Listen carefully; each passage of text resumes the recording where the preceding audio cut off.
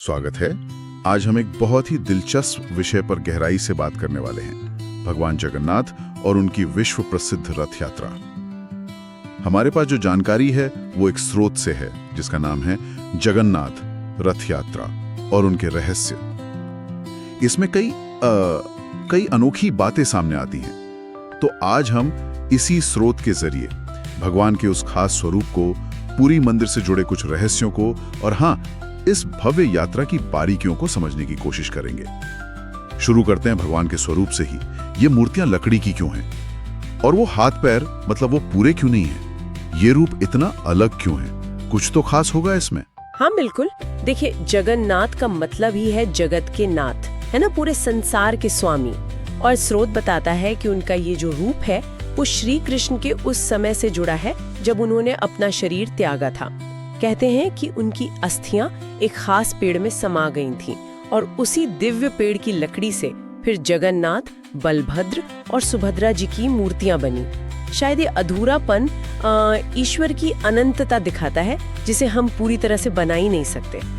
ये दिलचस्प है। और पुरी का मंदिर, वो भी तो 4 धामों में से एक है। उसके रहस्य भी कम नहीं है जैसा स्रोत में बताया गया। बिल्कुल कम नहीं है। कुछ बातें तो वाकई हैरान कर देती हैं। जैसे मंदिर के शिखर पर जो ध्वजा है, हाँ। वो हमेशा हवा के रुख से उल्टी दिशा में लहराती है।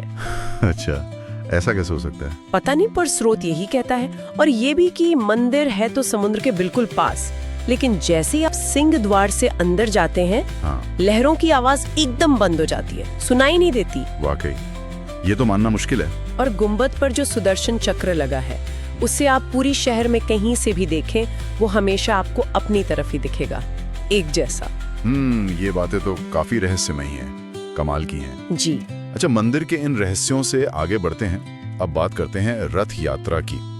भगवान खुद मंदिर से बाहर आते हैं भक्तों से मिलने। ये कब और क्यों होता है? हाँ, ये बहुत बड़ा उत्सव है। हर साल होता है आषाढ़ महीने में शुक्ल पक्ष की दूसरी तिथि को। मतलब आमतौर पर जून या जुलाई में, जब मॉनसून शुरू हो रहा होता है। इस दिन भगवान जगन्नाथ अपने बड़े भाई बलभद्र और बहन सुभद्रा के साथ 3 अलग-अलग बहुत भव्य रथों पर सवार होकर गुंडिचा मंदिर जाते हैं। गुंडिचा मंदिर? जी, उसे उनकी मौसी का घर माना जाता है। तो एक तरह से ये भगवान की वार्षिक छुट्टी या यात्रा कह सकते हैं अपने भक्तों के बीच। और ये रथ, इनके बारे में भी स्रोत में जिक्र है? नाम, रंग, पहिए, इनका कोई खास मतलब है? हाँ बिल्कुल। विवरण काफी रोचक है। जैसे भगवान जगन्नाथ का रथ है नंदी घोष, उसमें 16 पहिए होते हैं। रंग होता है लाल और पीला। 16 पहिए? जी। और बलभद्र जी का रथ है ताल ध्वज, वो नीला और लाल होता है, उसमें 14 पहिए। अच्छा। और सुभद्रा जी का रथ दर्प दलन या पद्मध्वज कहलाता है, वो काला और लाल होता है, उसमें 12 पहिए होते हैं। और स्रोत में इस बात का भी जिक्र है जो बहुत भावनात्मक है कि इन रथों की रस्सी खींचना। हाँ, लाखों लोग खींचते हैं उसे। बिल्कुल। तो ये सिर्फ एक धार्मिक काम नहीं है, ये एक प्रतीक है। जैसे हम अपने जीवन की गाड़ी को, अपने अहंकार को खींचकर भगवान के चरणों में ले जा रहे हैं। वाह, ये सोच तो बहुत गहरी है। अच्छा, इस यात्रा के पीछे की कोई कहानी भी है? स्रोत में कुछ बताया गया है? हाँ, एक कहानी है।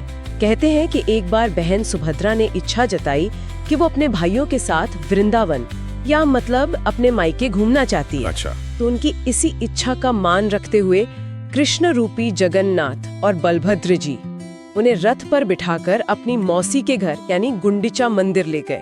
ये यात्रा 9 दिनों तक चलती है, वहाँ रहते हैं भगवान, फिर वापसी होती है। इसे बहुड़ा यात्रा कहते हैं। 9 दिन। तो ये भाई बहन के प्रेम का भी प्रतीक है। बिल्कुल, बहुत सुंदर प्रतीक है। इस यात्रा के दौरान कुछ खास रस्में भी होती होंगी। स्रोत में कुछ जिक्र है? ये सिर्फ रथ खींचना ही तो नहीं होगा? जी हाँ, कई महत्वपूर्ण रस्में हैं। जैसे एक है पहांडी। जब मूर्तियों को मंदिर से बाहर लाया जाता है, उन्हें कंधों पर उठाकर झूलते हुए अंदाज में बड़े कलात्मक तरीके से रथ तक पहुंचाते हैं। देखने लायक होता है वो। फिर एक बहुत खास रस्म है छेरा पहरा। इसमें पुरी के जो गजपति महाराज हैं, वो खुद सोने की झाड़ू से रथों के सामने सफाई करते हैं। राजा खुद सोने की झाड़ू से? हाँ, ये दिखाता है कि भगवान के सामने सब सेवक हैं, राजा भी। ये सेवा और विनम्रता का बहुत बड़ा उदाहरण है। सही बात है। और एक हीरा पंचमी का भी जिक्र है, जब देवी लक्ष्मी थोड़े नाराज होकर अपने पति को ढूंढते हुए गुंडिचा मंदिर पहुंचती हैं। मतलब इसमें मानवीय भावनाएं भी जुड़ी हैं। ये तो सच में बहुत दिलचस्प है और ये जानना भी जरूरी है कि जगन्नाथ जी की महिमा सिर्फ पूरी या भारत तक की नहीं है। स्रोत कहता है कि ये दुनिया भर में फैली है। सही कहा। इस्कॉन जैसे जो संगठन है, उन्होंने इस रथ यात्रा की परंपरा को दुनिया के कोने-कोने तक पहुंचाया है।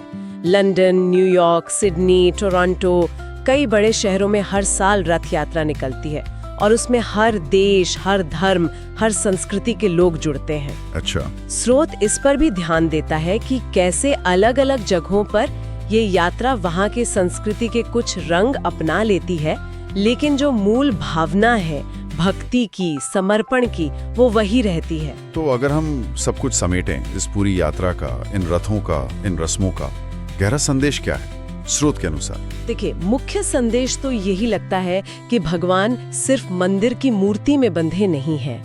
वो खुद चलकर अपने भक्तों के बीच आते हैं, उनसे मिलने। और रथ खींचना वो एक तरह से प्रतीक है कि हम अपने जीवन के बोझ को, अपने ईगो को, अपने अहंकार को खींचकर भगवान की तरफ ले जा रहे हैं, उनकी शरण में। ये भक्ति का एक एक्टिव रूप है, जहां भक्त और भगवान का मिलना एक उत्सव बन जाता है। वाकई जगन्नाथ रथ यात्रा सिर्फ एक धार्मिक जुलूस नहीं है, ये तो भक्ति, समर्पण और भगवान का अपने भक्तों के लिए जो प्यार है, उसका एक जीता जागता उत्सव है।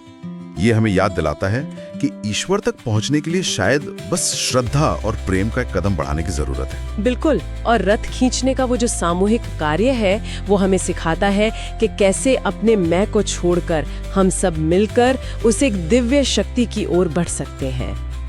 और ये सोचना भी दिलचस्प है कि आज के इस तेज रफ्तार वाले आधुनिक समय में इस प्राचीन परंपरा के मायने कैसे बदल रहे हैं या कैसे और गहरे हो रहे हैं, खासकर जब ये दुनिया भर में मनाई जा रही है।